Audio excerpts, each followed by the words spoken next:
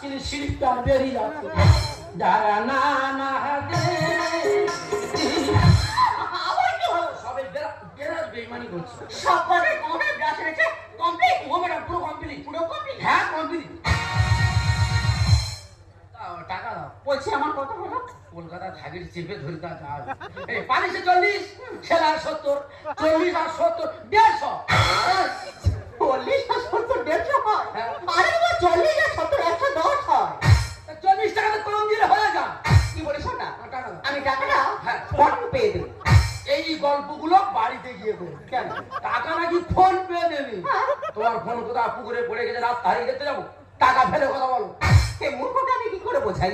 আমার কাছে ক্যাশ নেই, আমি টাকাটা ফোন পে দেব। আবার সে বলে ফোন পে দেবো ওই দেখো।